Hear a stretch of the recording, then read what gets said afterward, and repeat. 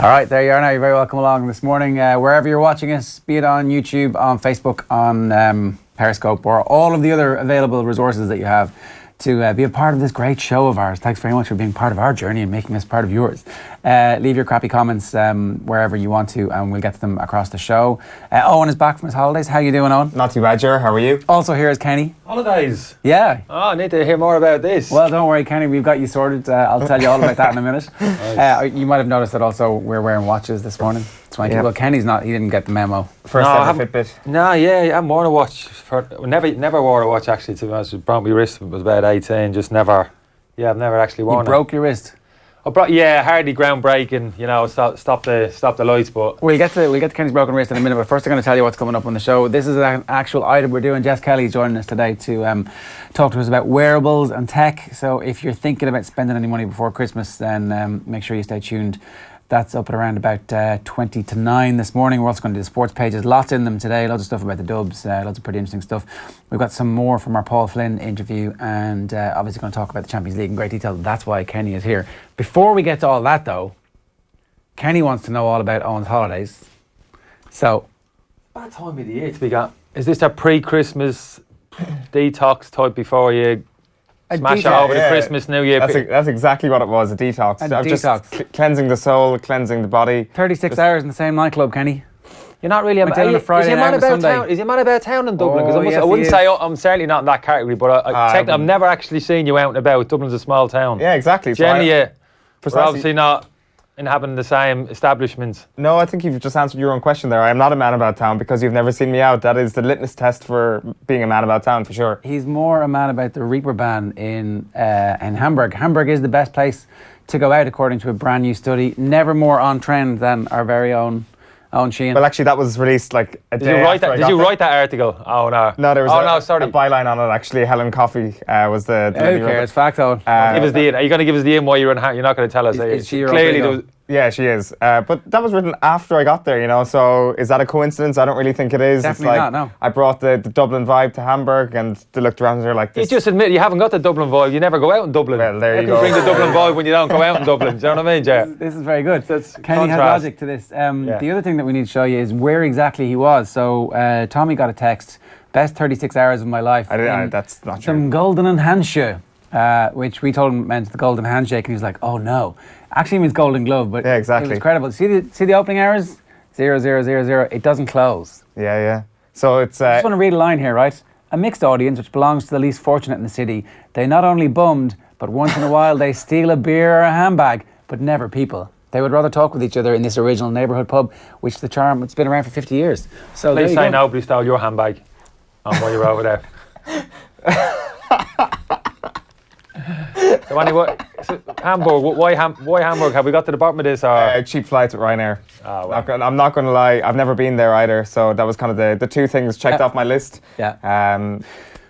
So students obviously always get to do that travel, and it turns out journalists do. Footballers get to... Well, he's keeping it on own. He could actually pass off as a mature student, do you think? Still got those boyish... Good looks. Yeah. A mature student? You mean I could pass off as an actual student?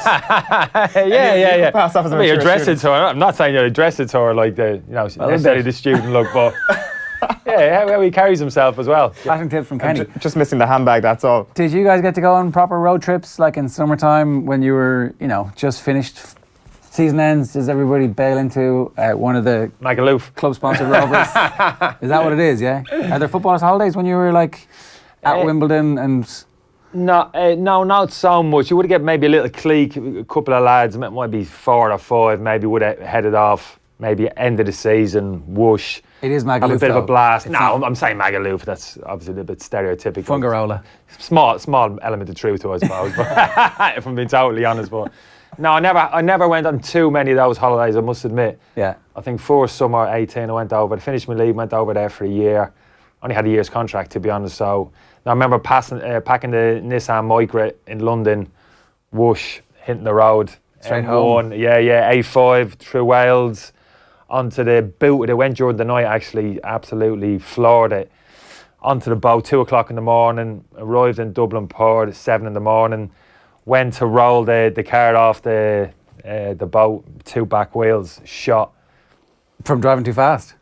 Well, just the tires, threads were absolutely, literally just booting it. Right. So I had to get a message to me dad. I was going to say phone my dad, but mobiles, of course, back then yonder, whoosh, now. Yeah. My dad worked at docks. He came down, kind of rolled a little bit sheepishly, rolled it. The car with some help footballer. off the bow, yeah. And my dad was changing me wheel on the side.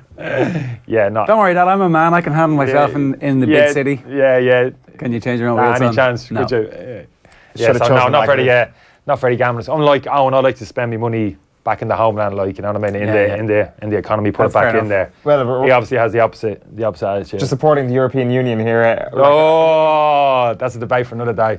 There we go. You know, I'm happy to support our German friends. Support your local community first, Owen, Okay, before you keep start it looking local. further afield. Yeah. I'll take that advice on board.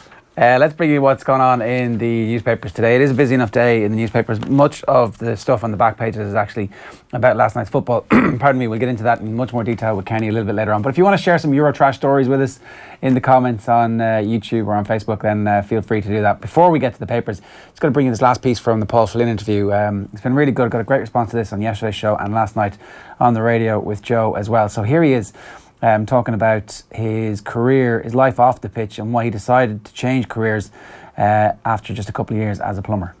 Remember, actually, when I finished, did my Leaving Cert, got a decent Leaving Cert, but I got offered marketing in DIT, and I got offered apprenticeship on the same day. Bear in mind, this is back when the economy was on a construction bubble, everything was flying, Celtic Tiger era kind of thing. You're going to make money straight away as Yeah. an apprentice plumber even. And I remember even actually asking for the advice of my parents, who probably, like, you know, didn't really know the answers. And they said, like, you know, and I, to be honest with you, deep down, I kind of wanted it too. I wanted to get out there and start, like, earning a living. But I did my time. I did my time. It sounds like I went to prison, but I did my time as an apprentice, finished it, completed it. Then it was during the period when Pat Gilroy took over with the Dublin setup. So about 09 we're talking. Yeah, it was 09. And he had a career coach brought in with him, and like I wasn't happy, and like I was working like hard all day. I was going training, and I couldn't like keep up the lads because I was like knackered, you know. And these guys, and I was looking around the room. This is a great thing about, like, I think intercounty football is you're brought into like a room of people who have achieve higher expectations of themselves. They really want to achieve well, not just in sport but in life, right? And they're all in college. They're all at good degrees. And I was like saying, I want a piece of that. Like, I want to go back to college. Right. So I went back to college. Went back into DCU. Were you miserable plumbing, or was it just a bit of a grind, or so? It was just a grind. I wouldn't say I was miserable at all. Okay. Like, you know, I got some, you know, I enjoyed it. It was a great laugh, but it's just, I don't know, like, it's tough to do if you're playing intercounty football, if I'm being honest with you, like, you know, and I wouldn't have done it forever. You know? Yeah. Oh, you wouldn't have? No, Okay. I wouldn't have been able to do it forever. Like, you know, I would have seen myself maybe going into, like, you know, like a quantity surveyor type role or project manager type role within construction. That would have been the ultimate goal, and maybe gone back and done night college to do that. And that's what I was drawn between doing that and then going back and just kind of taking a career change. Yeah, so there was that career change, and then subsequently does a degree and then does a postgrad, and now I think is involved with a recruitment company at director level. So somebody who's got his head screwed on, clearly. And contributing to the Irish economy as well. Exactly, Hasn't yeah. flown the nest. Yeah. I pay my taxes, Kenny. That's what I'm saying. I pay my taxes. We had a good chat yesterday about the boxers, because there's no huge support level for the boxers who represent Ireland in the Olympics. They get a stipend from the government, and they represent the country, and then when they're finished, it's like, all right, lads, off you go, thanks very much. And they're kind of going, okay, well, what do we do now? And there's no plan for them, and they obviously haven't made enough money to retire and be looked after. It strikes me that football needs to get to a level where they understand that developing a career for the vast majority of the people who come through your academy system is hugely important, and that parents need to play a role, but that former footballers probably need to play a role in educating parents and kids, saying, you're not going to make it. If you do, it's a miracle. And if you do, grand, you're going to be rich beyond your wildest dreams. But the vast majority of you lads, you might make a career in the Championship or League One, and most of you probably will be finished football at the age of 22 and you'll have nothing to do. Yeah, but that argument's always been out there, Jared, to be honest with you. Even when I was at, my path's probably a little bit different to most of the lads when I went to England. The local boys who'd come into football clubs at kind of 15, 16 apprenticeships, as it was then. There would have been an educational aspect to there. week. At that time, they would have gone to college maybe once or twice a week, and that argument would have been made, come on lads, this is serious, it's important, education, no guarantee you're going to make, you need that little bit of a fallback. But it pretty much fell on deaf ears at the time with the lads, because you're so motivated, the lads are so focused in terms of football, this is what I want to do. It's almost as if, I think psychologically, you don't want to think about anything else. It's almost as if, when I start thinking about if this doesn't happen, what are my options are, you're almost taking your eye off the ball a little bit, the total focus. And I could understand if the lads was, look, it's all about the football. And when they went to college, you felt as if really their hearts weren't in it. It was just kind of a tick box, thing at the time. So whether that's changed, I know football clubs have changed over the years, but that basic principle in terms of certainly young players and kind of parents, I think the clubs themselves are really driving a little bit more. The educational side now certainly has grown, but the actual psychology from a young player's point of view, that, I'm going to devote as much time to my studies as I am to my football, I'm not exactly sure that ratio's changed. The odd exceptions, don't get me wrong, in football, but generally speaking, I think that's still the focus from young players. But the academy culture surely compounds that problem, that you are immersed in football and this make it or break it culture from a very young age now, which used to be the case. Well, yeah, and you have to. I couldn't really talk it down. I couldn't say that's all wrong, because to make it, the small percentage of players who actually do make it, you really do have to commit yourself to it. 24/7, that was a little bit of a cliche, but not just in terms of turning up for your training, your condition, your physical condition, even how you live away from the training. When you go home, do you want to be getting on the tube and heading into college in the evening? Really, you should be at home, feed up, preparing for your next day's training, stroke match, all of those things, you know what I mean? So I can understand that. I think you do have to find the happy balance, but for some kids, I think the educational side just really isn't an option. A support network of sorts, yeah, absolutely. Doesn't always have to be the academic side. A lot of talk now, vocational skills, picking up different skills and in different areas. We're all different, but some sense that there is life outside this, that actually, there's definitely a case that it would make you a better footballer, that you have this kind of fallback, that you have a safety net. You're thinking, okay, it allows you to take a few more risks in some ways. I know that the point you're making, you need to be fully immersive, because ultimately, Leo Messi, Cristiano Ronaldo, they did nothing ever but play football and dream about being better footballers and better athletes. But the common or garden Premier League footballer has enough time on their hands, you would suspect, to be able to develop other interests and make sure that... Yeah, but you're talking about having actually got to that level, Dave. I'm now a Premiership footballer, now I'm earning £10,000-20,000 a week. Now I know I'm financially secure, so now I can have the attitude of, right, what's out there? Yeah. I'll dip me toe in there, so it doesn't work, doesn't matter. I still got 4 years left in my contract on 20 grand a week. But when you're 18, 19, really working for that next contract on £500-600 a week, not so easy then to say, well, I tell you what, forget about that extra second session this afternoon. I need to catch up on those studies. I've got an exam at the end of the week. That's to a certain extent in your head. You've got to prioritise, generally speaking. I wonder, does the pressure become too much if you're just all, it's all duck or no dinner here on the football side of things, but actually, okay, I'm reading, I'm relaxing my brain, I'm actually challenging other aspects of me, and I'm becoming a smarter person, you would hope. Yeah, I agree, but very few young players have that type of perspective. That, Dave, you're right, you need a little bit of life experience first before you can develop that type of kind of rounded attitude towards, very few young players at that age, kind of 17 to 19, 20, have that kind of perspective on life. So, and I can understand it. Although I think football clubs have recognised that the amount of money now coming into football, going into football clubs, those kind of support networks you were talking about, they are there, they have kind of grown, and particularly when players step out of the game, I think, when they don't get that next contract. Yeah. You know what I mean? I think there's where you go and see the player liaison officer at the football club, right, what's your options now, what would you like to do? Well, let's help you. The PFA, Players Union, there's always a contact number there. And there'll be a subsidy of some sort to help you on your way. That type of thing goes on in the background. People may or may not be aware of. Yeah, and the PFA have loads of cash, obviously, as well, so they can well afford it. They do. Bit like Owen in his back pocket when he landed at Hamburg. Only when I'm in a different country. Airport.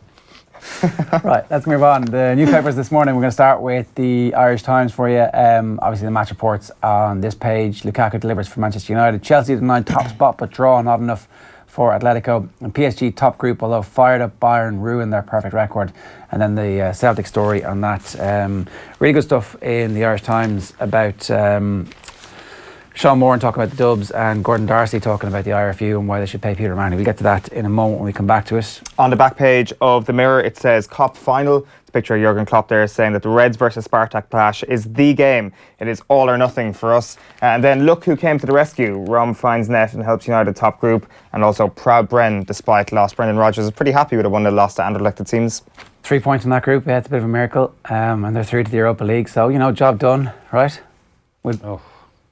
We'll analyse this in more detail in the football section. But if you want to get in touch with us about Celtic, then we'll obviously put those comments to Kenny in just a little while as well. On to the Star, again, Manchester United, the main story here. Rash and grab. Marcus Rashford obviously scoring last night. Pep Messi was never coming.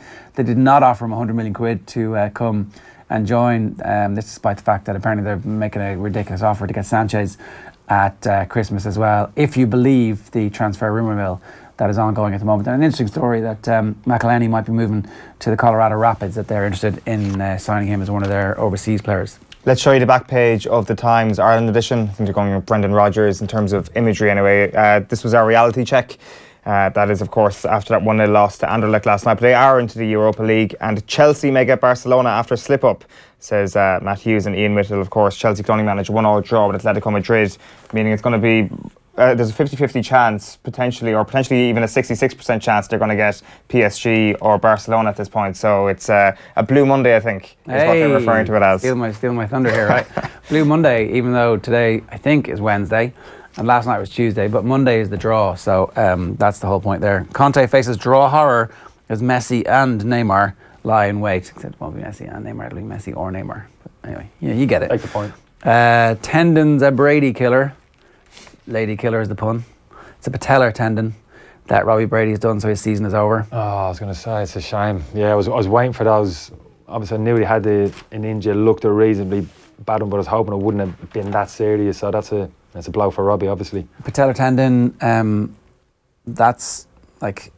It's slightly unusual, isn't it? Genuinely, when you hear this type, you're thinking, it's an ACL. Posterior, anterior, whatever, which is kind of bad enough. This is slightly different. I wouldn't know too much about the patella. Obviously, I know people who've suffered with it, but yeah, any long-term injury, just psychologically, mentally, it's just one of them. Robbie's got to get his head around it quickly and crack on. You got to crack on quick as well. I've noticed now the long-term injuries, certainly when I was in the game towards the tail end, that first couple of weeks, months, 6 weeks, key, like, you know what I mean? As opposed to when I first came into the game, that long-term injury was almost like not a jolly, almost took players 2 months and then got the head right, let's crack on now. But whereas you've really got to be so focused straight away, that initial kind of recovery, even before you have the op, people are in getting their muscle definition up, their quads, you know what I mean? Important to do the work even before you go and have the operation these days as opposed to after. So yeah, wish him the best of luck. We need him back fit going forward. Does it help at all that he's been through a long-term knee injury before? He had microfracture surgery just after he left Manchester United, so he actually knows exactly there is a recovery here and I can get back to a level. Like, I've come through this before and got to a level. Yeah, I think it does help. I never had one of those type of injuries. I was fortunate in that respect, but I think you're right. When you've been through the process once, you know what it takes. You just know how to get through the psychological aspect of it as well. I think you've been there, you've been through, you've recovered, you've got yourself back. There's always a little bit of doubt as well in the back of your mind. It is still a serious injury, so even that, he's got to have a strong mind as well, Robbie. Just go and do the work and put his trust in the medical staff around him. All right. So on to the Sun. The back page, I've done that one, sorry. I meant to do the front page of it. Conor McGregor's on the front page of the Sun, and it's for hanging out with Rita Ora. Conor and Rita date night furore. Furore is the word that they're using. And then when you go inside see page 10, so obviously you have to turn to page 10 to see what the story is, because it's Conor McGregor and Rita Ora. And there's a bunch of pictures. Apparently she's on her phone tweeting date night with @Notorious MMA. And then there's a picture of Conor's family, Dee and Conor Jr. down at the bottom, alongside pictures of them. They're just having dinner. Yeah. They're just out of a dinner. They're just... it's an unfortunate angle that they get caught at. You never eat dinner at those places. Looking into each other's eyes. Have you ever seen anybody, those high profile events, actually really tuck into the grub? You know what I mean? It's all there, looks fantastic, but yeah. Well, I would, if I'm too cheap, I wouldn't put any money into the local economy, but I would definitely take the free food. But they're all all athletes and people who are minding their calories, I would definitely be eating the dinner. I'd be like, It's a crying shame. It's like the kind of Sunday, the soccer supplement on Sky. Do you ever see all the journals? You'd be watching that, of course. I'm still surprised you haven't gotten this. It's a disgrace. Jay, you haven't been invited onto that. By the way. But yeah, so they turn up and got all the pastries, got it all in the middle of it. I'm still waiting for one journalist just to drop his hand in there, just grab a sticky pasty out, apple turnover or something, and just whoosh, just go at it. But I've seen it happen live on air. Like, as in, I've seen them have them on their plate, but I've never seen them dig in never, properly. Yeah, exactly. Yeah. They do it in between shots and stuff. But like, Pure tokenism. Yeah, just on that. That cross on you put in front of me 2 weeks ago, like. you wouldn't eat that because of the quality of it. It wasn't real. Okay, that's it. Now we've got at least the bottom of it, because, It's like those kiddies' toys, now the food, little small child's kitchens and all the cardboard food in there. Look. Inedible, turns out. Well, that was the real reason I was away for 2 weeks, because I got sacked, put on leave for buying poor croissants. But just on that Rita Ora story, this whole idea, she said date night, therefore something must be going on here. That is like this new age phrase that can mean anything. It's like, date night with my best mate. It's like, are we technically having a day here? Is that what you're saying? If I was to Instagram a photograph of us now, one of the top 10 captions to use would be date night. Who has the most social media followers, her or him? Definitely McGregor, I would assume. While you're checking that, I may as well show you the back page. She's got 6.6 million Twitter followers. Ooh, McGregor probably is a little bit less on Twitter. Or 20, I'm told reliably by... He looks sharp though, doesn't he? What's the SP over here on his dress sense? Anytime I see him, I'd have to say... Twitter. He's 100,000 ahead of her. Sorry, what's the SP on his... Yeah, his dress attire, he does look sharp. He looks his suit, doesn't he? He's at a Versace event there, so he'd want to look sharp. Was he given the suit by Versace is what I want to know? I presume they're dressed. Him and Lewis Hamilton were on stage with Donatella Versace. I saw the Lewis Hamilton picture. Yeah. I wouldn't be Lewis Hamilton's biggest fan now, I've got to be honest with you. Well, apparently Lewis Hamilton and Rita Ora have history as well. They were linked in a previous occasion as well. We also have massive social media. I could do with a bit of that. He's 10 million ahead of her on Instagram, so, there's... Those circles, yeah, that's the kind of life these people live. Well, it came up when the Pogba transfer happened last year. It was like, Pogba has as big a social media following in certain markets as us. That's really important for Manchester United. Let's spend the extra money to make sure the deal is done. It's like... Well, you sell loads of extra shirts. Yeah. And you get more sponsors and, the tweets. But it seems to be like, the kind of profile now, kind of the brand, you hear that spoken about a lot now, don't you? Brand, you've got to grow the brand in terms of people, individuals, players, whether it's kind of Rhea or, whichever part of the entertainment industry you're in, it's grown the brand, you know what I mean? So Twitter followers, I'm getting into dodgy territory here, I know, when I start talking about social media. Invariably, I'm going to shoot myself in the foot, make a fool of myself, so I'm going to stop. I was quite impressed with myself there. Right. Very well there for a while. On the back of the Irish Daily Mail, it says Chelsea blow it. It's a picture of Eden Hazard there after Chelsea could only manage a second place in that group after their 1-1 draw with Atletico Madrid. Blues lose top spot and could face Barcelona or PSG in the knockout stages, reads the sub-headline. And also OCI aims to turn profit and increase medal haul. The Olympic Council of Ireland believes it can repair its tattered brand to the extent that it becomes financially independent and plays an integral part in the lives of Irish athletes. Rod Stewart in the Celtic crowd enjoying, I guess, the pre-match last night before they were beaten 1-0 at home by Anderlecht. And then Red Army in final battle. This is Sadio Mane talking about how he thinks that Liverpool are going to make the knockout stages, which at this stage you wouldn't bet against. And just the last football story comes from the Racing Post. Spartak Moscow for broke, and that could lead to Anfield goals. So the folks in the Racing Post really tipping a lot of goals tonight in the Liverpool versus Spartak Moscow clash. The Irish Independent have another Peter O'Mahony story today. It turns out Gloucester is the latest club to be linked with O'Mahony. So this is a steady drumbeat of stories, just ratcheting up the pressure on the IRFU. Gloucester hunting O'Mahony, Humphreys among suitors for in-demand Munster captain as race heads up. And the IRFU won't be happy with their former employee Gordon Darcy today, because his column is absolutely brilliant. And he says the IRFU should pay O'Mahony whatever he wants. A brilliant opening from him today and loads of good nuggets the whole way through it. He says the Standard case is a bit different because it looks like CJ Stander will probably end up living back in South Africa in 10 years' time, but ultimately they should probably try and keep him if they want to continue the notion of rebuilding Munster. There are known unknowns. That is to say, we know there are some things we do not know about the IRFU, like the true state of their finances. They've consistently said they pay the leading 60 or so Irish players close to market value. I'd like to see actual evidence. And then he goes on to say transparency has never been high on the IRFU's agenda. But he also points out the IRFU's wealth is unknown, because this is an organisation that obviously publishes their accounts, takes public money, from the taxpayer, and it seems are potentially worth way more money than we know about. Certainly, that seems to be what Gordon Darcy is implying here, and that they should stop playing the poor mouth and pay the players what they deserve.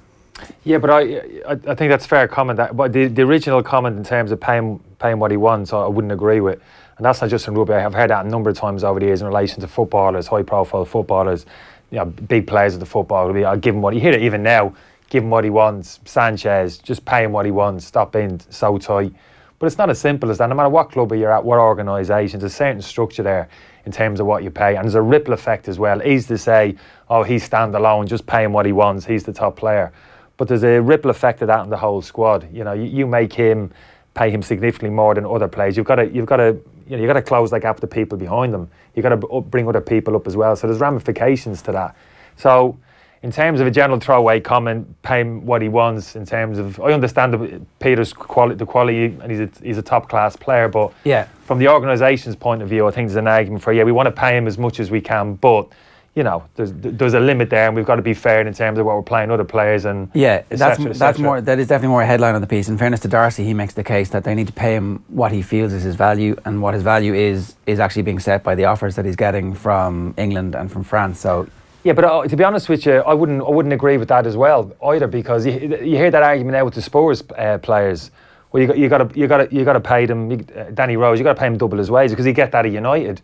Well, yeah, you'd get that in, but that's Manchester United. He's at Tottenham Hotspur Football Club. I kind of agree with Danny Rose, but you've got to pay Harry Kane enough to make him stop looking around and going, I would be getting paid 3 times what I'm getting paid. So this is the argument again. Let's pay Harry Kane what he wants, as if that's standalone. But you do that, then you got another dozen players banging on. Daniel Levy's got another dozen sports players banging on his door. I'm not saying pay me as much as Harry Kane, but saying, hey, you got to bring us up now to that level. This is the chance of a lifetime for Spurs to finally become a relevant club at a level that they've never been in the last 15, 20 years. But you got to pay within your means. You got to keep paying within your means. There's a budget there. Daniel Levy knows more so than anything else the revenue streams to the football club, and he'll budget accordingly. If you're not happy for that as a player, move on. It's as simple as that. But the club, if Harry Kane's not happy, the club's never going to grow if they don't actually invest in Harry Kane and Dele Alli and try and keep this. So they sold Gareth Bale, and it was like, okay, grand, this is money that we can reinvest, and which they did try to do. They did spend that money, bought the wrong players. Exactly, it looked like they blew it. Here they've actually managed to cultivate a squad that is really, really good and capable potentially of winning the Champions League. But they've looked after those players, Jared. They've looked after them. The players haven't been banging on doors looking for a contract. They've been bringing players in. Apart from Danny Rose, Alderweireld, Vertonghen, Rose, they brought them all in and off them, and they've signed these contracts.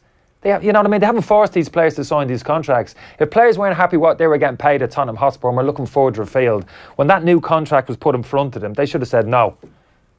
The last contracts they were off, they should have said, no, I'm not signing that. And then they would have put themselves into a strong position where the club, their contracts are running down, then the club's got a problem. Do we actually give him what he wants, or we need to let him go? What if Pochettino leaves?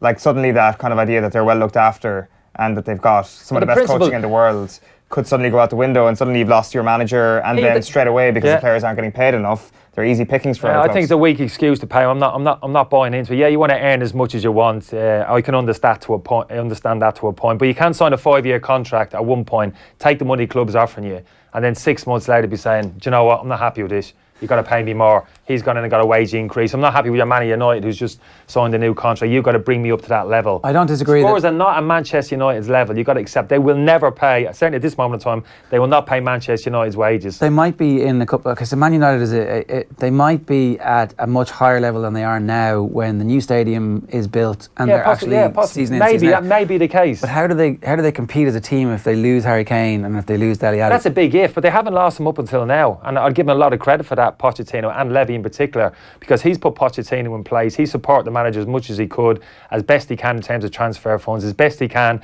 in terms of wages. They've got a successful team. They're playing some brilliant football. They're clearly all enjoying it. There's a great dynamic within the football club. That's what's keeping those players at the football. That's a great environment to be in. You don't get that too often during your career. So I certainly wouldn't be jumping ship. That's an easy thing for me to say. I certainly wouldn't be jumping ship if I was at that football club. And ultimately, Daniel Levy's responsible for that. He's the one at the top of the pyramid putting all those pieces in place, whether it's Pochettino, the new training ground, the new ground coming down the road, new contracts for players, the whole shebang, all of that. So I'd actually think he deserves a lot more credit Daniel Levy for what he's getting, rather than he's got to play Harry Kane 300 grand what he wants. He's got to play Dele Alli what he wants. Rose is having a moan, but we're not signing any world-class players.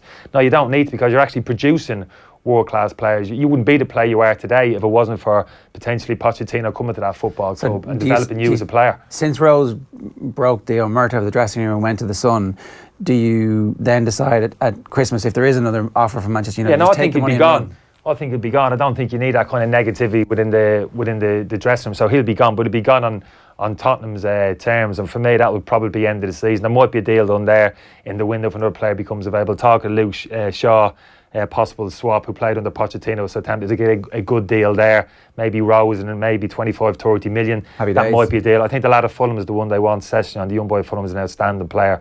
Personally, I think he's the one they want. So for me, probably the end of the season, that deal will get done, and Danny Rose will get his wish only by throwing his toys out of the pram and kind of stamping his feet. But I think it reflects badly on Rose, because like I said, if you feel that way, don't sign the contract, stay on your lower wages, and a year or two down the road, they'll have to sell you.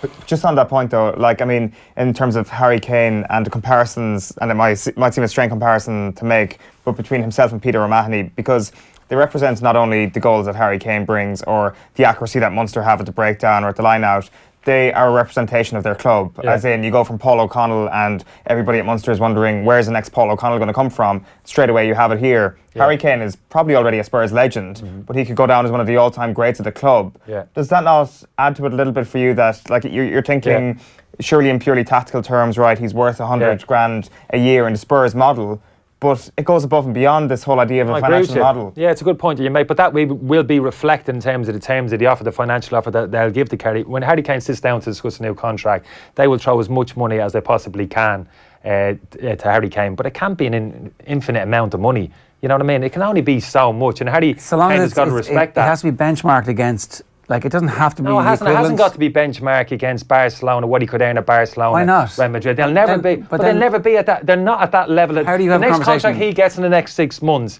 he cannot benchmark what he could get at Barcelona. They're different financial models. But it's human nature. It's human nature. Well, he can make that argument, but it's not reasonable one. It's not reasonable one. And if he's not, I'd say if he's not happy with it, don't sign the new contract. Or don't sign the new contract, or do what Danny Rose has done. Go to the paper, start agitating, and what happens? Start making a problem for the manager within the dressing room. And then the Spurs dream dies. If Harry Kane leaves, the Spurs dream, I think, is over, because he is fundamentally.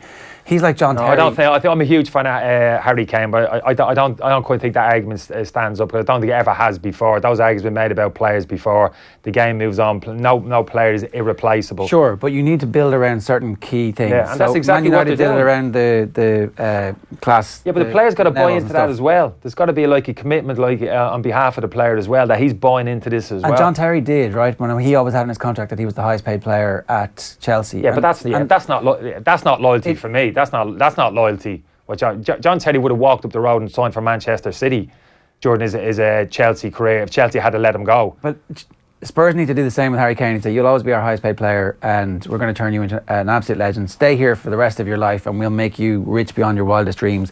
We'll help you with some other stuff too. They need to start making. I think there's an argument for that. We'll make you our highest paid player. Nobody will come into this for. I don't like that personally. That doesn't sit right with me. A player going in and saying, make me your highest paid player. Nobody ends more than me. That doesn't sit right. A player coming in and making that statement to me, that would put me on edge if I was a manager. But that principle is still the same. Make me your highest paid player. Pay me as much as you can within the limited structure, the financial structures of the football club. I have no problem with that. And that's, for me, is what they're actually doing with Harry Kane and a number of those other players. And I think Tottenham have struck the balance absolutely right. And I think the argument's a weak one in terms of potentially what they can earn from other clubs. The players have to take responsibility for that, and they have to make the move happen. And you do that by not signing any new contracts. So Danny Rose has done that. Your contract. You say Danny Rose has signed his last contract. Suck it up. Just suck it up and wait for another 2 years for that contract to run down, or take the opposite approach, which he is at the moment, and which has worked for other players over the years. Start chuck your toys out with your pram. Can I just make one last point on that? And it's kind of in keeping with that point, but just on the IRFU, the IRFU isn't a football club. It's not. Its sole purpose is not to fund or pay players that are at a very elite level. They've also got all the other stuff to look after. So what I would say to Darcy, well, I think he makes some very good points. There's nothing wrong with being frugal when you're looking at it from the IRFU's perspective. Except we don't know the figures, which is what I agree with. But at the same time, no matter what they are, there's nothing wrong with being frugal. No. Fair enough. There's nothing wrong with not getting into debt, which is what most football clubs have done. And in fairness, Daniel Levy hasn't, and that's why they're probably in a situation to, now that the football boom is on, to ride the crest of that wave. But with the IRFU, the vast majority of their income comes from the international team, and the best players need to play for the international team, and they need to get their taste of the action. And Peter O'Mahony is bigger than just a great back row, as I said there, for Munster. He is sort of emblematic of the province at this. Iconic figure. But from what I've read a little bit about this. So I like the way I'm talking about how players kind of behave, how they carry themselves. From what I've seen, it's you make the opposite argument, Peter. I like what he said, the statements that he's come out with. Look, I'm totally focused on me rugby in terms of the contract. My representatives would deal with that. I'm not really interested, and that's the way it should be. That's the kind of professional attitude that you should have, rather than what we see, unfortunately, in football time and time again. Players going public, and that kind of spat developing, which doesn't do anybody any good. All right, loads of comments coming through. Noel Cal says, "Good to have Owen back. He was missed." Good to have you back too, Noel. Willie Casey says, lads, playing with county is a personal choice about Paul Flynn. Nobody forces you. A lot of players are teachers, students, or in the bank, jobs that are not long hours. Rare or never you would see a plumber playing county. Let's face it, some county players do little work, as is well known. I mean, loads of people do little work all over the world in jobs, really. It's not really that connected. I've got to hold my hand up to that at the moment. You're the hardest working man in sports media. Right, here's a point, right? Ask Kenny, does he remember the game, or has he been told when the Irish commentator called him Kenny Cunningham? I reckon it was against Cyprus in the World Cup. Kenny. Kenny Cunningham. Kenny Cunningham. Oh, come on. Kenny Cunningham. Kenny I would have taken, but... Kenny Cunningham. Oh, Kenny Cunningham. Yeah. When was that exactly? World Cup qualifier. I'm pretty sure that could have been. I actually thought somebody actually called me that down Mulligan's last night. I went down for a quick drink after the show. Somebody was had a bit well gone in the corner. Could have actually referred to me as that, but did he? No, I didn't. So I'm surprised that you don't get called this a lot, because that was the thing. Well, after don't try and make this up, Dave. Don't try. I'm sure. You're trying to roll with the story now, trying to make it into something. Clearly, it's not. I'm sure. I think. The first two times today, I was like, will I say it? Will I say it? Will I say it? Apologies. You're right, I'm moving in too many circles, you're right. Oh, yeah. Cut down my workload, absolutely. Oh my God, this is... Kenny Cunningham is the thing. It is a total thing. It's the first time I've heard it, I've got to be honest. Really? Yeah. Okay. First time I've heard it. People don't walking down the street. Nobody. This now, retrospectively, you're like, oh, that's why they were calling me Cunny the whole time. Never. Really? Never heard it, never seen it. It's never been referred to. Basically what I'm saying, it's a pretty weak story you've thrown at me there. From Carl Altman, thanks very much for that. There you go, look, there's a fake Twitter account. That's in I know Driscoll doesn't switch on a light, he turns off the dark, he tweeted. See, it's all wrong, that, isn't it, in terms of these fake accounts. There was a Facebook one I set up, somebody alerted me to it some years ago, and you have that initial, it's outrageous, rah. Then you start to read it and you're like, what's this? Oh, no. It was pretty weak. But I thought, how do we even go about trying to get her down? Yeah, trying to. So very quickly, I thought, look, this is a viper's nest. Like, I'm not even going to involve myself in this. Just took a big step away from it. Yeah, no, that's fair enough. Right, so there you go. We've got to the bottom of that mystery. You've never heard that before. That's interesting. No. We might just finish off the end of the paper. It's just 3 more titles to bring you. We'll bring you the front page of the Irish Examiner sports section. It's still on the element of rugby. It's Do Not Touch, reads the headline. Donal Lenihan on the key Munster values. Van Gran daring to dilute. You've also got Kieran Shannon there in the bottom right saying why Jim Gavin opts against planting flags on the summit. Something we'll get into in a little while. It's an excellent piece there today. It's quite a complicated piece about the idea of ego, I guess, and Jim Gavin in particular, which we've been given a pretty good insight apparently at a conference last month about Jim Gavin and about being a prima donna, basically. I'm sure you've had plenty of prima donnas in dressing rooms with you, and Jim Gavin, I would never have thought of him as a prima donna, but there is a science behind it that he is one. In a good way. In a good way, you obviously. better say, before you get accused of your pro-Kerry, anti-Dublin bias here again. It's a good thing. I said I loved the Dubs on this show a couple of weeks ago, and my fellow anti-Dub friends kind of came at me with their knives. The point about the definition that they use is that I was going to say thin dividing line. So in terms of what you're talking, in terms of prima donna or someone like confidence. exactly. So it's not it's not Mario Balotelli. It's somebody who believes in a higher cause and they just go out there to perform. So he talks about Kessler, the Danish boxer who fought Joe Calzaghe and loses that fight. It's one of 3 fights he loses in his entire career, but it's one of the great fights. Like Calzaghe comes out of himself, your man forces him to. Yeah. They both give their all. It's before a packed house in Cardiff, and afterwards, despite the fact he lost, he's happy. Not because he's a competitor and he's been beaten. That's not part of his motivation. It's that he serves a higher purpose, and that's to perform to his best.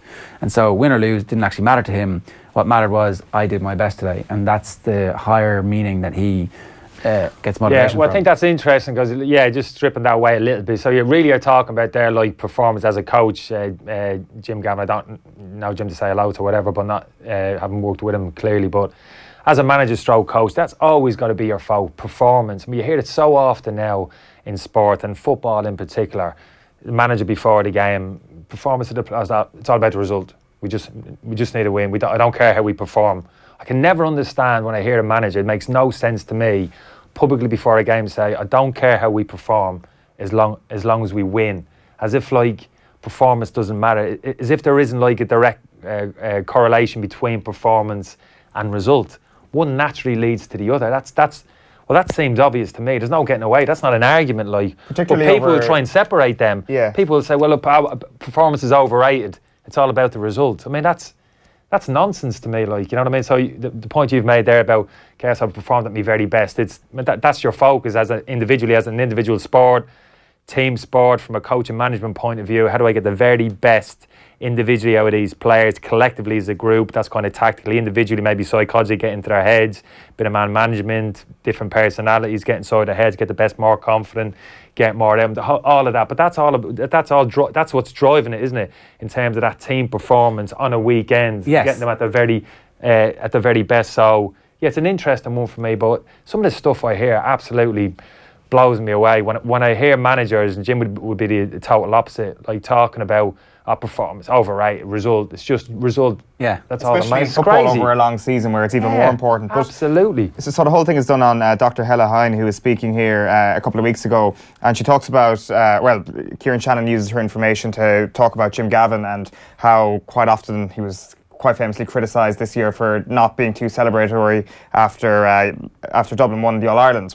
So the science behind this is that they can appear like loners after this happens, or that they're very introverted, but actually what's happening is Jim Gavin is getting a deep, deep satisfaction from cracking the nut, and that they're throwing the greatest introverted party you've ever seen right inside their heads as he's sitting there underneath the Hogan stand. While he's not jumping up and down and running all over the sideline, he is feeling a deep sense of satisfaction after like achieving this thing. And it's just kind of a different way. It's kind of a more scientific view on why Jim Gavin is the way that he is. And it's quite similar to the way Stephen Cluxton is, I guess you could say. The whole 2011 incident when Tomás O'Shea hands him the ball and he kicks it away and goes down into the tunnel, people were like, oh, he doesn't appreciate it, he's not celebrating properly. Well, no, he's celebrating like this person, this type of prima donna, I guess you could say, which isn't a negative phrase, celebrates. There is a science to this. He is getting a deep, deep sense of satisfaction from achieving this higher purpose from what he set out to do all year long. I absolutely agree with that. And again, people get beaten with that stick a little bit. You see it now, just moving on slightly, deviating slightly away. But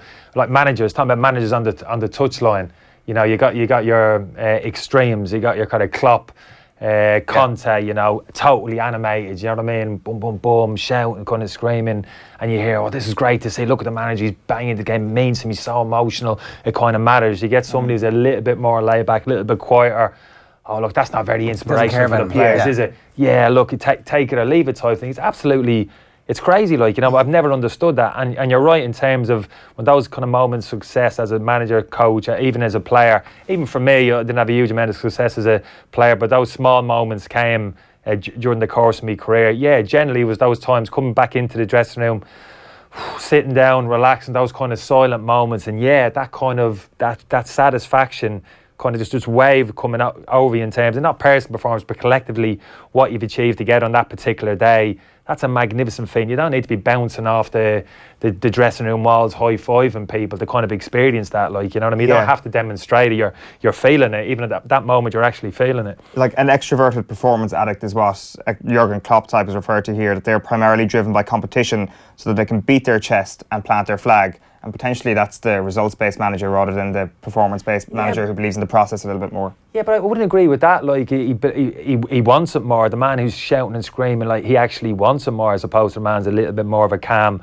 demeanour. That doesn't stack up for me either. He can be just as driven, kind of just as motivated, just like a different manner, a different kind of personality. And for me as a player, of those two type of demeanours, the one I didn't want to see was to look across and see me coach, me manager, out of control, too emotional. That for me didn't fill me with confidence. That would worry me. Most of your managers would have been like that, would they? I'm not sure about most of my managers. There would have been an element to that. I say, look at Mick now when he first came into the Ireland team. I was with Mick at Millwall. He was a young manager, got the Ireland job very quick. Now Mick was very animated, just to get very wound up. You could see him, you know. Press box, you could hear his voice. Yeah, explode. But I think Mick had even admit. I think Mick, as I heard him publicly say a couple of years ago, that he feels if he's a better manager now. You look at his demeanour now on the touchline, totally different. Like, and I think you have to be, because as a coach manager, you have to be analysing the game. You got to be thinking ahead 10, 15 minutes down the road, potentially what I might have to change, what substitutes would he make, boom, boom. You got to be putting up these potential pieces in place, what I might have to do now at this particular moment. You got to be calm to make those decisions. They're big decisions you've got to make, right? And it doesn't help if you're actually out of control emotionally, like you're all over the place, like, you know what I mean?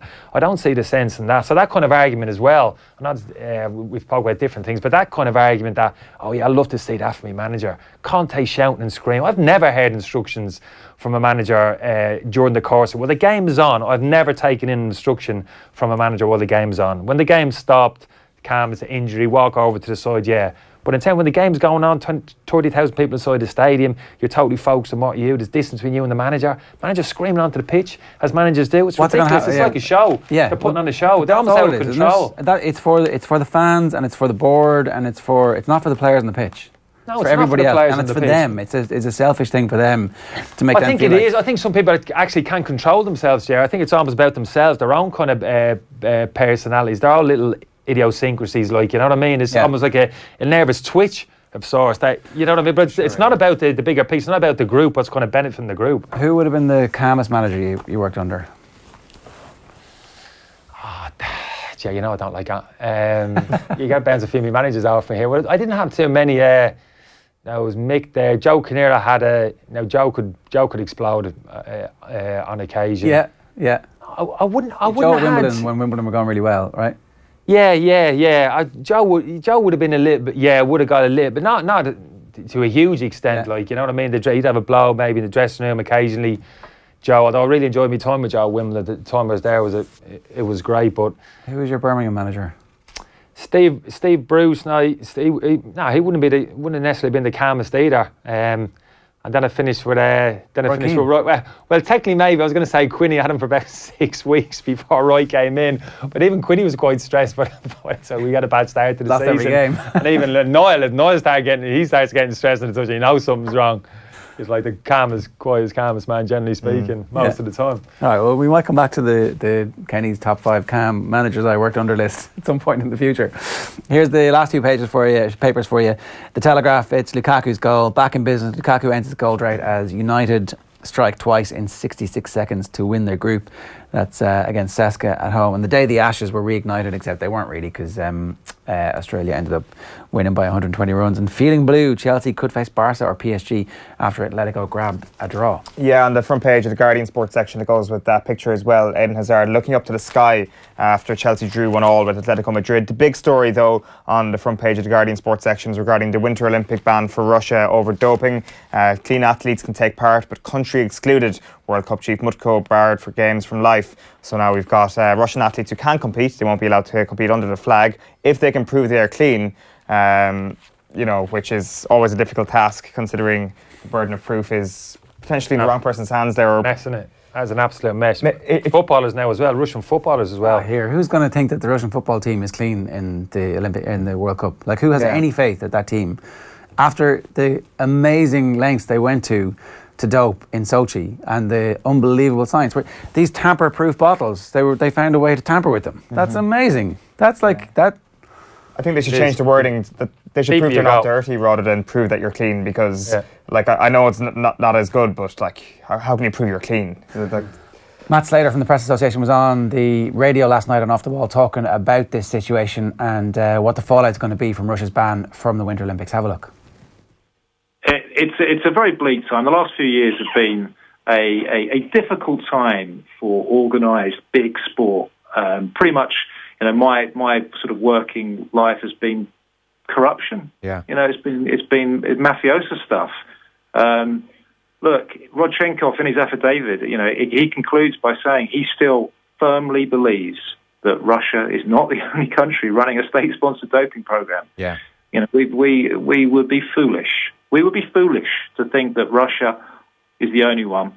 And I tell you one thing that's guaranteed. I'm not sure about the boycott. We'll see. But I would expect Russia's hacking operation, which, don't forget, has already produced some pretty remarkable results for some pretty high-profile British athletes over the last year or so. I would imagine those hackers will be busy now trying to discredit everybody. Oh, that's the thing. We now have, and if we'll pick up our Sunday Times for the next 5-6 months, and there'll be stories about athletes the Russians have got hold of and leaked to the media. That's kind of the next part of this game. Yeah. But okay. I think it's guaranteed. Oh yeah, keep an eye on Fancy Bears, which ultimately isn't really a bad thing. Like, if Fancy Bears are proving that everybody else is doing exactly what the Russians were doing, then at least the whole charade falls and we stop thinking if sport is clean and then sport disappears from all our lives and we're like, oh no, what did we do? We had this beautiful thing and we ruined it. Oh my God, can you imagine? Pure devastation. We'd have cinema. Oh man, have to watch we'd have Sandra Bullock cinema. movies all day, every day. Have you been to a movie since we last spoke? No, I wouldn't dare pump money into the foreign economy of their cinema industry. He was holding himself up as a film buff last time around. Cinephile. You have not been I've to a been film since we last spoke. I've literally been abroad for the entire time. Film noir, nothing. Did you watch a movie, sitting alone in one of those hostels? Paddington Bear 2, nothing. No, is that any good? Very good. Is it? Give it an 8 out of 10. Really? Paddington Bear 2. And it hurts me to say this, right? It hurts me to say this. Best performance in the film. The bear? Take the bear out of the equation. Okay. Hugh Grant. It hurts me to say it. It hurts me. I'm telling you. You it hate really Hugh Grant? does. Best performance I've seen him by a mile. What's your favourite Christmas movie, considering it's coming up to that time of year, and Hugh Grant might well appear in a few of them? Oh, he will. Yeah. Same character every film. Yeah. Oh, Christmas. I like the old. Is it James Stewart? Oh yeah, It's a Wonderful Life. Oh, It's a Wonderful Life. Yeah. That's a classic film buff's excuse, isn't it? I can't watch it since I've had kids. I find myself too teary-eyed at the end. Oh, it stands up. James Stewart. Yeah. Oh, what class. an actor. Yeah. I think Elf is the greatest Christmas movie Have you of all seen time. It's a Wonderful Life? Oh my God. I have, yeah. Okay, yeah. But like, as I say, it's like on these highbrow top 50 Nothing Christmas highbrow movies of all about it. time. No, Number one don't is diss always it. It's a Don't diss Wonderful Life. it. There's a reason why it's always up It's there. a brilliant, beautiful comedy with a proper heart of gold. It What is. year was that, mate? What year, man? You're talking I'd say 39, around then. 39, as far back as that? Yeah. You That's just what plucked that figure that's out of what the I'm air. guessing. Yeah, Can there's we no way get a year no for It's way. a Wonderful Life? Really? I would say so, yeah. Oh my God! Wow. Yeah. Pre-war, black and white, Well, I mean, 1930 somewhere. La Guerre 39 45, the clues in the. Well, it was made before the war kicked off. All right, okay. We're going to split those hairs, it turns out. Die Hard is obviously the correct answer to the best course, Christmas movie. well. Like, we all know that. But then you get into a debate whether or not it's a Christmas movie. It's a Christmas movie, and there's no ifs, ands, or buts. Because it's set at Christmas. I'm brooking no argument. Yeah, it's a Christmas movie. There you Right? go. I mean, I would say Do it's you up not for like Die debate. Hard? Bad Santa. Bad Santa, it's a great shout. I'm going to start 1946. deviating So away. it's post-war is what I meant to say, not pre-war. There you go. 1946. We weren't that far away. We were within a 7-year window. It's acceptable. Mid-40s, I mean, I think it stands up really well. Oh, it's an absolute classic, yeah. All right, well, we got a bit diverted there by the Russian doping crisis. To the point where I wasn't exactly sure what was happening next, but I'm going to tell you right now, we're going to watch some John Brewin and Bakayoko. We're going to talk football for a while here because Bakayoko's coming in for loads of criticism. A poor man's Nemanja Matic is what everybody's saying, including John Brewin. Have a listen. I think the player that Chelsea fans will probably blame for the goal scored by Saul will be Bakayoko. Bakayoko, who is one of those players who might be one of those players who's becoming targeted a little bit because it's not worked out for him so far this season. I mean, he was brought in, there's always that comparison, isn't there, with Nemanja Matic, who's at United now. He is not as reliable, that's the problem, and he let Saul go in and at the back post and score that after Torres' flick. That team that he was part of last year for Monaco, I think the other players that he had around him, those skillful players, Lamar, Mbappe, etc., they are players that, in fact, Bakayoko, the way that he played for Monaco, helped them play. The thing is, in English football, you probably need a bit more than that. And when you're comparing him to Kante, who's such an important for Chelsea, and Cesc Fabregas, who's had such a revival this season, he was talking yesterday, wasn't he, about how he's fought his way back in. And Cesc Fabregas was a player that you thought, Fabregas is 30, 31. You were beginning to wonder if he'd gone a little bit of the way of Wayne Rooney, where playing so much football as a young player, had pretty much used up his mileage, but has been great this season. And Bakayoko, highly expensive signing, and speak to Chelsea fans, and they're not impressed with him. Maybe the Chelsea fans need to get real, no? If they're not impressed with Bakayoko, it's a bit early. It is a little bit early now, and he hasn't been up to Matt's level. That's clear, but that's not to say he can get there. I'm not sure I agree with the point in terms of the reference to his performances in Monaco last year. I don't know what the suggestion was. He had good players around him who made him look a better player than he was. I wouldn't agree with that.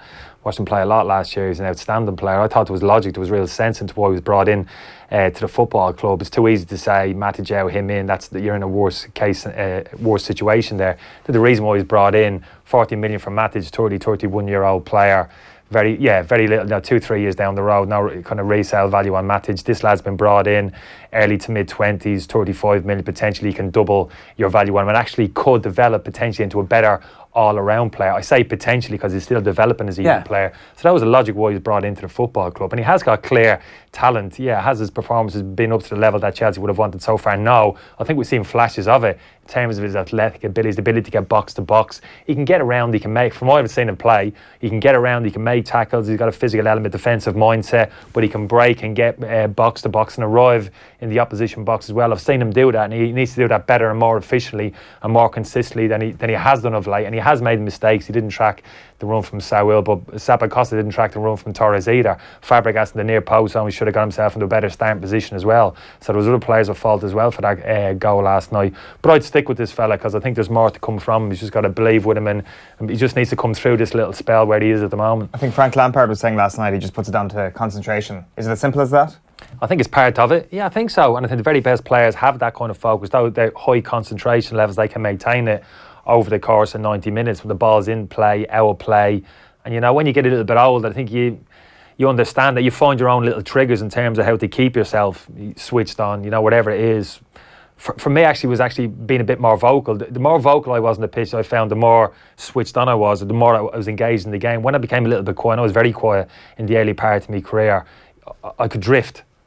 Split second, I could kind of drift a little bit, but when I was actually giving information to people, actually being vocal, communicating, that actually kept me switching. So small things like that, it's like finding little triggers where you're like sending out messages and getting them back. Exactly. Sure to that extent. So little things like that. But I wouldn't be overly hard on him. I understand the criticism of him as late, but I can understand why he was actually brought into the football club. For me, if Matic had gone to a top European club, I don't think there would have been as much criticism. The fact he went up to one of their rivals at Manchester United, but to be fair, I think the reason why he went up there for 40 million was nobody was prepared to pay that type of money on the continent. And Chelsea we're talking about Spurs, well-run football club, budgets, etc. Even Chelsea and the money they've spent, there's even parameters in place at that football club in terms of money in and money out. Well, they're profitable now. That was the whole point of Abramovich spending the 2 billion to get to this point. It's like, well, we've been profitable forever, and then he can sell the club and get his money back. Exactly. At some point But they're not taking the attitude, well, let's pay every player what he wants who comes in. Eden Hazard, there will be a finite amount of money that they'll even pay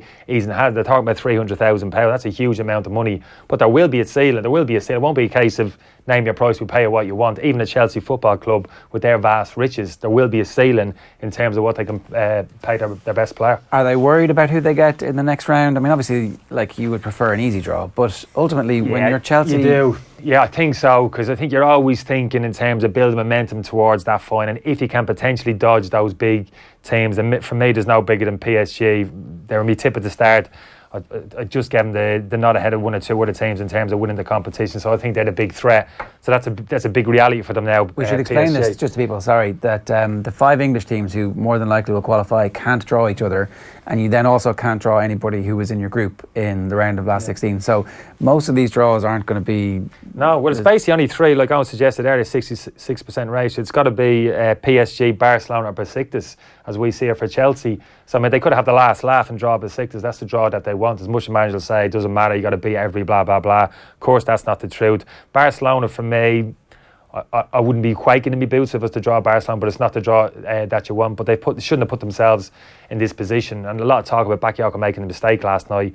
Players have to take responsibility. That performance last night for the first hour just wasn't good enough. The intensity wasn't there from the Chelsea players. It was a strong team that was put on the pitch. We have attitude, focus, concentration levels, wherever it was. Don't train your guns at Bakayoko in particular, because that was, for the first hour of the game, that wasn't good enough from Chelsea. 2 passive out possession of football. Atletico with 52% possession of football in that first half.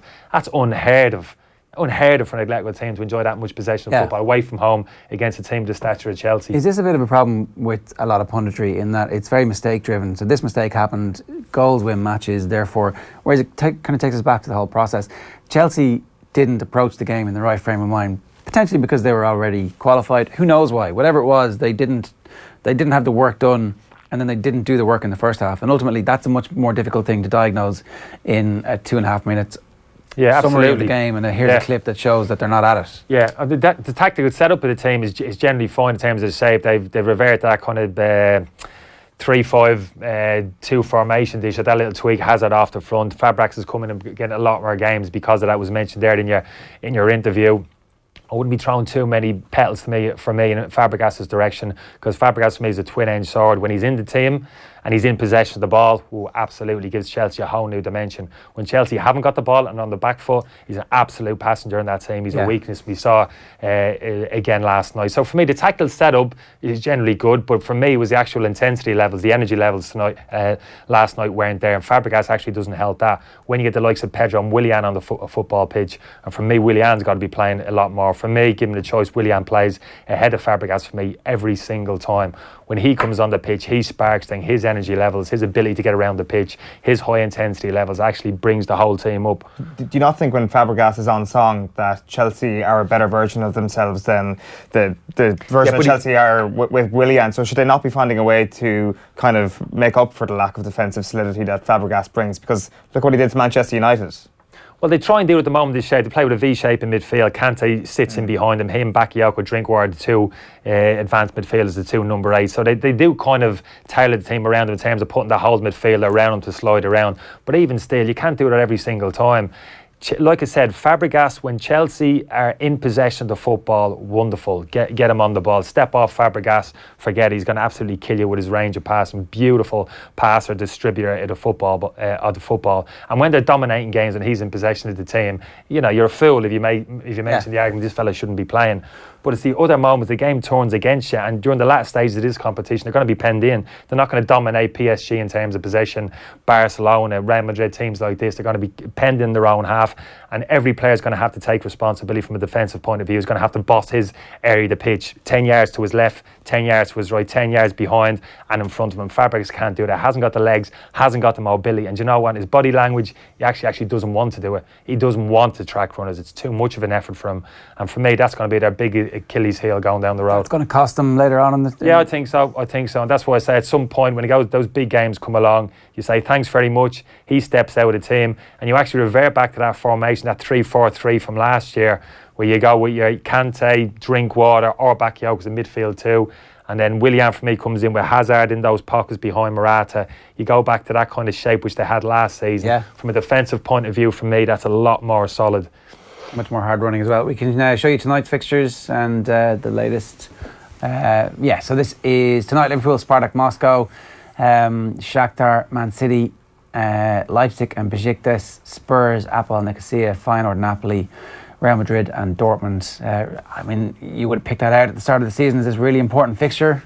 and then it turns out it's a damn squib. Yeah, but it's an interesting Shakhtar one, because if Shakhtar get a point off Manchester City tonight, it puts Napoli out. They both go through. I mean, that would have been. You couldn't have convinced me of that before the group started. Napoli would make it out of this group in the top. Can I just ask you, if you're a football organisation and you're in that situation, do you tip the lads the wink beforehand and go, listen, well, who do we want going through here, lads? Napoli or Shakhtar? I think it's all pretty obvious. We want Shakhtar later in the tournament. Yeah, I understand the point you're making. I don't think it'll happen. Why not? What's wrong with these people? Of course, there is the potential. It's strategy, like we're playing chess here. Well, is there not like an argument that Napoli might take out one of the big guns in the second round? You want Napoli coming through with you because you can't draw Napoli in the next round.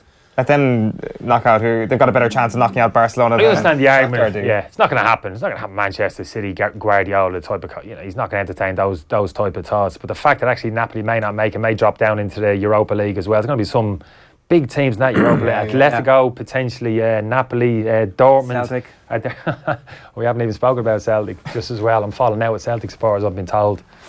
Oh, no. Left, right and centre. Declan Conroy wants to know, Kenny, do you think Liverpool's Joe Gomez has a chance of being a top centre half, or is he now likely to be a solid right back? Yeah, who made that comment with Declan? Yeah. Yeah, well, this could have been a quote from me like a year. When he first came into the team, Gomez as a left back before he had that bad injury, had a look at my thought, his potential centre half there, like physically, big lad, very mobile, and I thought, well, potentially he looks as if he's a centre half in the making. So I'm surprised he hasn't been integrated there, and I've been saying it for a while. The problem Liverpool's are having at centre half, him and another, probably Matip, looked like a potential partnership for me. Matic obviously got the height in terms of aerial ability, but this lad, he's quick, he's mobile, he's aggressive, and it doesn't have to be the stereotypical 6'3", broad shoulders, up and at him type of centre half. Some of the best centre halves certainly in my generation weren't that. There was Carragher's probably the best example at Liverpool Cannavaro, in terms of his absolutely, their physical DNA. Good defenders, good defenders make good decisions. They read the play, they make good decisions, when to tackle, when to drop off, to give information to people around them. They're generally the best defenders. So yeah, I potentially could put him into that category. I'm surprised we haven't seen it. Now, I'd agree with Declan. I've gone around the houses there, but I think it's a good point. Yeah, okay, fair enough. Very quickly, Darren Siren says it was Capra's first film after the war, so thanks very much. Good film buff knowledge from a proper film buff getting in touch After with us there this morning. Which one is it? WW2. And John Jadida says Muppet Christmas Carol is the definitive Christmas movie. I did, of course, forget about Scrooge, which is in my top 5. So many Scrooge spin-offs now. It's just as I know, that lost. was good. Scrooge spin-offs now. I know. Many spin-offs. Are you talking about the original? Yeah, with... but since then, every year it's almost like a different... Is there? I mean, it is a spin-off of A Christmas Carol from Charles Dickens, so... the original source material. The original, granted. All right. Keep your Christmas movies coming. Now, some more Paul Flynn goodness for you before we talk to Jess Kelly about this watch, which is the noise that you've heard kind of across the... keeps shocking me. I didn't really tune into the watch now. I've been listening to you talking about it. Do you want one? I genuinely No, I'm not making a play. I'm not one of the... No. I'm going to take that back now. It looks as if I'm you can try it on. Oh, well, you're not keeping it. It's not mine. I'm definitely not giving it to me. It's Jess's. You can... No, right. I think I could make use of that, is what I'm saying. So here's Paul Flynn telling us what it's like to get called into action just minutes into an All-Ireland football final. You were subbed for the All-Ireland final. 7 minutes in, Jack McCaffrey goes down. Were you ready to go on? I'd like to say yes, but I don't think so, And there's a small little snapshot, you prepare. You're trying to time your preparation as a sub, and it's kind of one of the tricky things as being a sub is because you don't want to go too gung-ho in the warm-up because you're saying to yourself, I'm going to sit down here for the first half and then I'm going to have to warm up again, and at the same time you're trying to go gung-ho with the warm-up, so it's kind of like a balancing act. So but I would have been kind of had in my mind that I was probably going to come on around half-time or maybe 20-25 minutes to go, so it was a shock, and even actually when Jack went down I was surprised. I was expecting someone else to go on because he's a wing back, and I just so probably caught off guard a little bit.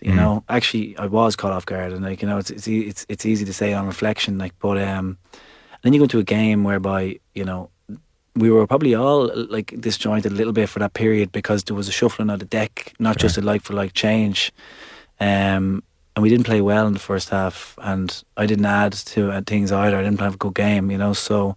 But we I think we changed as the second half went on, and we kind of adapted. But it was I wasn't ready. I suppose.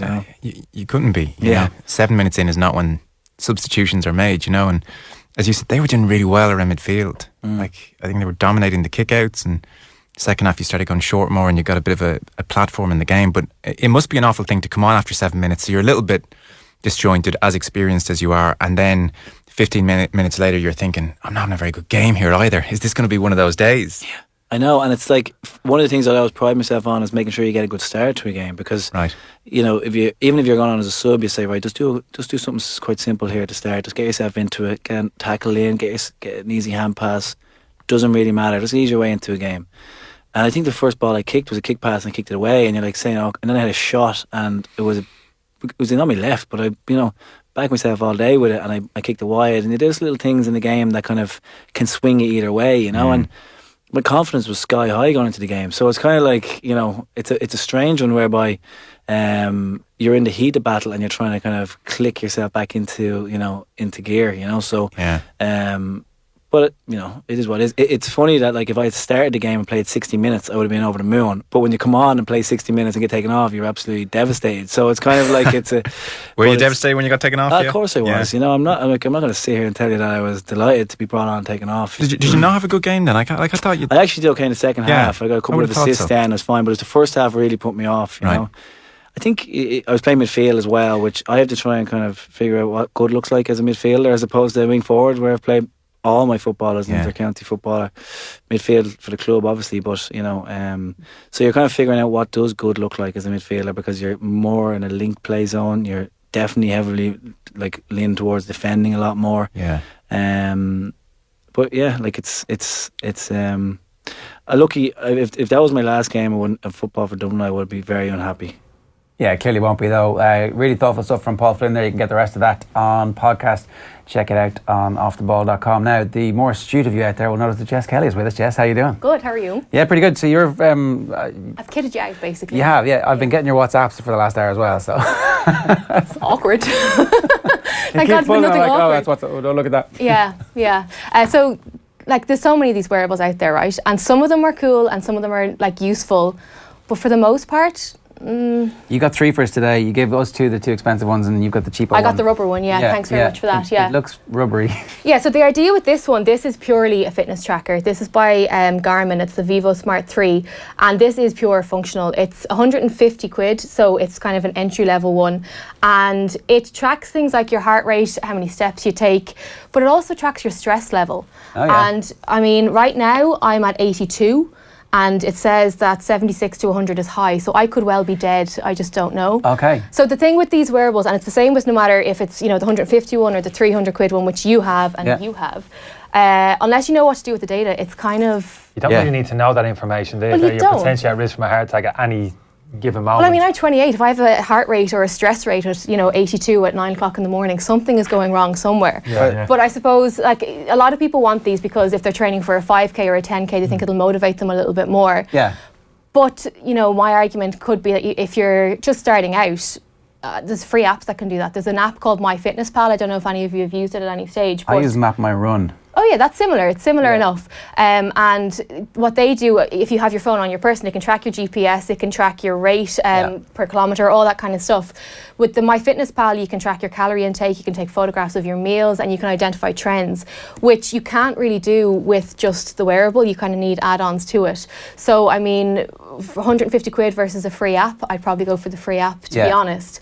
The only thing this is good for is if you are going to the gym, and if you're, like, it can count your reps, but it can also be used in the pool as well. So if you want to bring it for a swim. So I guess if you know what the point of the data is, then that's worth collecting. But if you don't, then you may as well just get the rudimentary stuff for nothing. Yeah, like I'd kind of argue that, I mean, I'm into technology, I'm kind of into running, but I don't have a clue what any of this stuff means. I mean, there's just another notification. Did we both get it? Cause it's Harry. Yeah, there you go. All right. Hi, Harry. There you are now. You're vibrating again, are you? We're too close. I got a bit of an aftershock there. There you are now.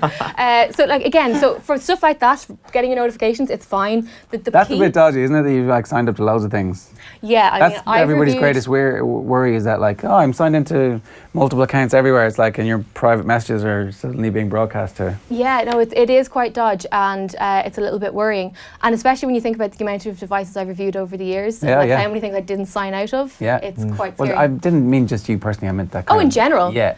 But that's the other thing though as well, the Big Brother element to it all. I'm just going to put my phone on flight mode. Any advice for people who set up false Twitter accounts and how to take them down? Block and report and find out where they live. That would be my advice. But he doesn't have any account to block with. You need to create a legit one first. He says. It's out there. Why are the fake ones of you? Oh yeah, Kenny Cunningham. Really? Yeah, outrageous. Oh wow. I'm fuming. Internally, I'm fuming. But you should set one up, get verified, and then never tweet from it. I think we got to the bottom of, I think it was Conor McNamara who said Kenny Cunningham back in the days when TV3 just got their first TV rights. So I don't know if it was 2002, but it was back around that time. Right. And I had friends who would only have, after that, have referred to you as Connie because that was... I can't believe you never heard this. No, you're not letting it. Well, it was it's just an important part of our... But can we not just set you up a proper account, get it verified, and then quash all that? Yes. Why don't we do that now? No. Let's do it. No, that's not an option. I'll be the moderator. I'll look after it. Yeah. I've been getting pushed in that direction for quite some time. But I'm uncomfortable making that next beat. I'd love to play poker with Kenny because he rubs his legs when he's really uncomfortable. It's like, really? Yeah, crossing the Rubicon is literally crossing the Rubicon for me. Yeah, I'm not ready yet, Jess. I'm not. But would you wear one of these? Right, like, how techie are you? Are you into this kind of stuff? Would you wear what Jer has? I've got to probably get used to wearing a watch before I'd probably wear one of them, which I explained I've never done. The leap. Yeah, I understand what you're saying. Funnily enough, kind of fitness has always played a part. Most, I suppose, athletes and stuff. Even you maintain your levels to a certain extent. So how do you do it? Yeah, I can understand it. I've never done it, obviously, but potentially, I suppose, you're always thinking, say yourself, little go something. You always think, mini triathlon, let's kind of crack on the new year. And it's something like that, I suppose. But like, are you against the clock? Are you just doing distances or? Yeah, no, but I kind of do it, but I'm not. I see people in the gym kind of recording the information, but whether it's on their phone, this and that, but I never quite bring myself. I like to do the work, but I never get that obsessive with it in terms I need to detail every single part of it and log it in. That's the kind of conversation that needs to happen though, because a lot of people put this on and then suddenly they think that they're a gym bunny or they're the fittest thing in the world because they've done 10,000 steps. Yeah. But doing 10,000 steps, you can do that across a day walking at a snail's pace. It's all about your heart rate and actually breaking a sweat. Yeah. And so I just think sometimes these can be a false sense of security. People think, oh, well, look, I did move today, but did you do anything of substance? Well, you're right. For me, it's actually the hard. When I seriously considered getting a watch of some sort at one point because of that, for the heart, I just wanted to know my heart rate. That'd do me if I was on a run. Yeah. I'd be more interested in that rather than how far have I run, etc. Steps, etc. It's getting your heart rate up to a certain level, the red zone, whatever that is. They're actually telling you now what the end result is, as in they're not just giving you kind of unconsumable data. It's like, oh, I did 10,000 steps, hooray. They're actually giving you the health benefit there. So in that respect, is this kind of putting personal trainers out of business a little bit? What do they feel about the wearable? Because you can go out and have a very kind of statistically pleasing fitness session without being told by somebody who's got a PhD in this stuff what you're actually achieving, because it tells you right here in your wrist what it is. Yeah, these can kind of bully you though as well. Like this, every 40 minutes, this comes up in really aggressive lettering, just going move, and so you have to get up and do things. So what's the name of that device? This is the Garmin Vivo Smart 3. What you have is the Fitbit Iconic, and that's a very fancy one. But I find, I don't know what you've been wearing it for the last hour. Do you feel it's kind of clunky on your wrist?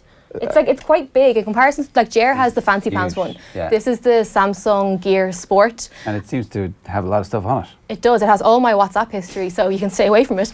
But you can access your photographs. On the screen there. Yeah. No, but you can access everything from your notifications, your gallery. What I love about that as well is you can put your music on it. Yeah. So you don't need to have your phone on you. It has GPS tracker built in. Put your Bluetooth headphones in and just go for a run with the watch. Okay, well that's pretty good. It's very slick. Yeah, And $350. That's a big thing, isn't it? Not having to carry the phone around with you while you're going running. So that's the Samsung there on screen. What is it? You hook up your Bluetooth earphones to that, and then you save the music to the phone. But I remember the first time I ever spoke about fitness tech was on the Pat Kenny show, and I was saying that I was using the free app, the MyFitnessPal. Oh, it's touchscreen. I've just realised. I was like, how does this work? I have to scroll up and down. Like, okay, I get it. At least I know you haven't been reading my messages. That's good because you have to tap in to read the messages. Yeah, no, but I do. You can. But what I like about this is that you move the bezel on the screen. So I don't know if you can hear the little click when you turn the front of the screen. There's a bezel on it. What's the bezel? Why? Hang on now, I stretch across you there. My heart rate is just raised by see about that? 10 beats. So there's a little. Oh yeah. You literally move the like, dial. It's like, this is really boring. Oh, it does have this kind of old school screen. Now I can get it. Okay. So you remind me of Dave McIntyre, who has one of these fancy pants watches, right? And he has You're a not, Huawei one. you're not the only person who's reminded Dave McIntyre today. Story, easily done. Okay, Don't beat okay. yourself up over it. Right. So Dave Mack has one of these smartwatches. He's got a Huawei one, and he said to me in the office a few weeks ago that he doesn't really know the point of it. Yeah. So Dave is into his fitness, he's into his gym, he's into the whole shebang. Into himself, basically. Into himself. Let's be He honest does with you, love yeah, himself. yeah, He's yeah. like Newstalk's action man or off the balls action man. But he kind of doesn't know the full potential of the watches that he wears. Yeah. And so he's kind of like, yeah, I can tell the time and I can read my messages. Yeah. If that's all this device does and it costs you the guts of 500 quid, That's a lot. Yeah. is it worth having it on your wrist? The other thing, and this is just a practical, I've tried all the devices that we have here now. The one that you have, Jerry, even though it's my favourite, if you move your wrist in the middle of the night, because it can measure your sleep and all the rest, the screen lights up. All right. And it wakes you up because it's the whole like blue light thing, and it lights up, and it's kind of irritating. You wear your eye mask. Yeah. He needs his beauty sleep. and his facial creams, the whole shebang. After the makeup and the toner and the cleansing, you're like, what else? I was going to ask if you guys are wearing makeup now. I forgot to put it on this morning. Jer comes in fully kitted out every morning. Yeah. He's lucky. When else I get a chance to do it? Yeah. Where's your man bag? He's got his man bag under the table here. Look, underneath his feet. I've just got a great still active for my twist there. That's all counting as my exercise, so work away there So, now. yeah. That's great. Thanks. So yeah, I don't know. I think in terms of practicality, I just think until you know what the data means, I wonder about spending 400 quid on something. I like the music aspect of it, the earphones going, because I see a lot of people running around, they've got like big tablets kind of sellotaped around their left bicep, which I always think is not... It's just not very defeats the practical. purpose, But no, it is cool. And again, with these ones, it's not just running. You can add in cycling or no matter what sport you're doing. Kevin Cabana be all over that, by the way. Yeah. All over that. Is yeah, that yeah. like, so is it your Spotify account or is it music that you put on the phone? Both. You can download apps onto this. So there are apps that are available. You add them as widgets and then you can play. So whether, the music that's on my phone is already logged onto this, but I haven't synced up my Spotify account, but I could do. And it's easily done. And as I said, then you can just put your Bluetooth headphones in and then you're good to go. The gallery, the picture quality, it's only 1.2 inch screen, but like the image quality is pretty cool. Yeah. So it is kind of all that you need when you are out and about. And if you're in the office and you don't take your phone out the entire time. The only thing is the blue strap is ugly as hell. This is ugly. That's kind of nice, but it's also ugly. So it's not the kind of thing that you would wear, if you're going out to like a function or whatever. They're not too ugly. Can't you see? Presentation, how you present yourself, huge. Just on that point that you made about Dave's watch, that he wouldn't be getting the full functionality out of it if he only told the time or he told his heart rate or whatever. Like, how do you get value for money out of something that costs the guts of €500? You see, I don't think we as, punters can, unless you're massively into... Yeah, if you use the free app, you're going to get full value out of a free app. But if you are training for something in particular, or if you go to a personal trainer who can tell you what bits of data to track, I mean, when I set these up every week or whatever, it asks me what my height is and what my weight is. I haven't a clue what height or weight I am. Like, I honestly don't have a clue. So if you're not tracking, you need to know your BMI basically to get the most out of it. Yeah, and keep a food diary and all that stuff. It's like, it's a pain in the face. What I'm waiting for though is the day where we can just get these chips logged into our skin. That's the next big thing. Embeddable tech is on the way, it's and real. I'm so excited. Yeah, are you really not a bit worried about like they're sticking stuff in you? And no, I'm okay with that. No, we're back to the Russian doping. Exactly. Yeah, but actually, but there's a few companies around the world, and what they do now is they give employees the opportunity to have a chip embedded into that part of their hand, and then they can they don't need an access card. They can just rub their hand against the door. It'll open the door. They can do it on the vending machines. They'll get their food, and it's another less thing that you have to carry. It's going to happen where we'll be able to use Apple Pay or Samsung Pay or whatever it may be. Well, do you know what? It'd be great for anti-doping, but not. As in, you could literally microchip athletes and find out exactly what's being put into their body. The system, yeah. But like that's where we're going to. So I think these, although we're going to see them for another little while, it's going to go to the stage of Black Mirror. We're going to have chips in our bodies. The danger of that permanent is chips in my bodies, The great Scampion chips around the corner here. Every time I'm in the studio. And they literally are embedded into my hand as well by the time I get in there. What a lovely image. That's SMS, but of course there are there aren't. There's only SMS in Dublin when it comes to Scampion chips. The Christmas films, we've been talking about it. Do you have a specific favourite? Miracle on 34th Street. Good shout. Is there a new one? Well, as in like the 90s one. The one with the annoying child in it. The guy. Matilda. Attenborough. Yeah, who's that's the 90s That's one. the new Oh one. yeah. Is It's it? an old one, yeah. Oh, no way. Yeah. Yeah, no, This I is like the that original. one. But I can't really watch any of them now because they're all annoying, really. Yeah, including Elf. Very annoying. Oh, I love Elf, actually. Elf is one of Elf the is greatest fun. movies of all Seeing time. her up there to knock down Owen's choice, she didn't. Trading Places. Bail them Trading out. Places is a classic I Christmas. watched that actually a couple of months ago. Did you? All-time classic, yeah. It's a Christmas movie, is it? I've never That's seen all It's a Wonderful Life, and apparently that's like the ultimate. here. I've never seen it. These I've are seen our about favourites. 6 films in my entire life. Class. It's Yeah. class. Home Alone is the ultimate Christmas movie, lad, says Oh, Fran no, O'Connor. no, and First no, World. no. I Home Alone guess for 2 kids. Amazon Alexa is coming properly to Ireland in the next little while. I got Yeah. it. I got them. It's a bit. Every night I ask her, "Are you working for the CIA?" And she goes, "No, I work for Amazon. I'm going to keep doing it until eventually." Until She she goes, says, I "Yeah, do. I I am." do. Okay, it's grand. I do. You've worn me down. Yeah. This again, the smart home tech. I don't know why it's taken Amazon so long to bring it to Ireland. A lot of people bought them and have them in their homes, but it's not fully optimized for the Irish market as You of can yet. download the APK if you. There's loads of different ways. Yeah, but it's not officially. Yeah. It's not proper. No, but like.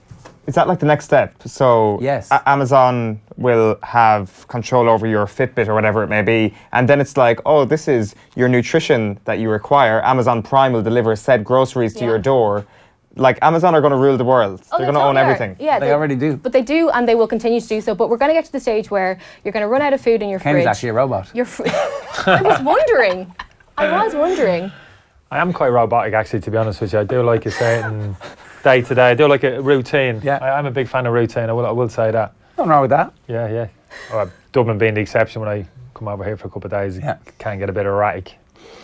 You're hanging out with Kevin Caban, Shay Given. Include me, yeah, it doesn't help. Sorry, doesn't help. only Shay Given, obviously.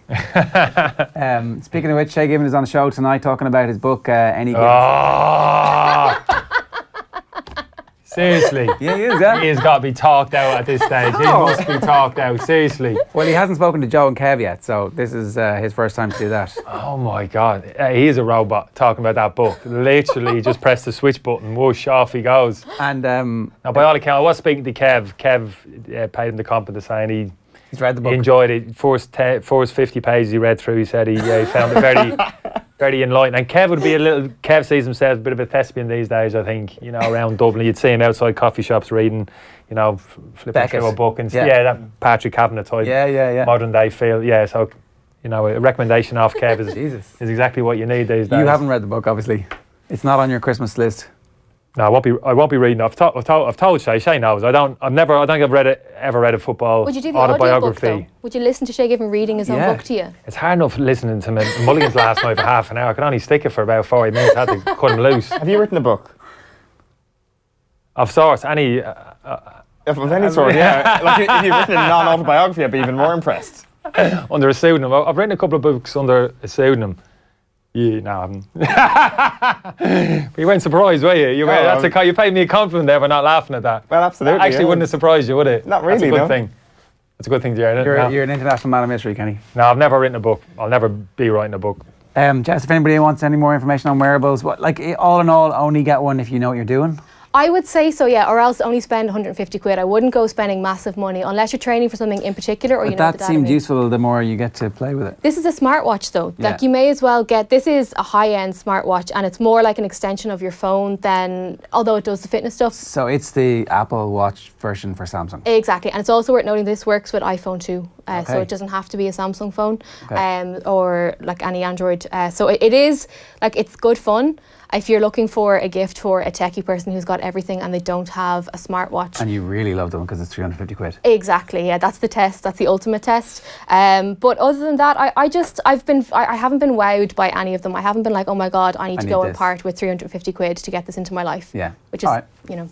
Fair enough. Thanks very much for that, Jess. That's pretty much all we've got time for today. We will be back tomorrow, bright-eyed and bushy-tailed, from 7:45. On tonight's show, we do have Shay Given in the studio talking about his book. I presume the lads are going to ask him some questions that he hasn't already been asked. I'll give you a few questions to ask. That sounded vaguely menacing and kind of threatening. Yeah. I'll give you a few questions to ask him. Westmeath's Paul Sharry ahead of the Lomans Moorfield game in the AIB Club Championship. He's going to join them as well. Keith Wood, of course, on Wednesday Night Rugby. And Off the Ball AM's back tomorrow. Owen and Dave are going to be joined in studio by Alan Quinlan and Gordon Darcy. So he's going to talk about his brilliant column, no doubt. And that's it. We'll see you on Facebook, on Twitter, on YouTube, and wherever you get your media. Good luck.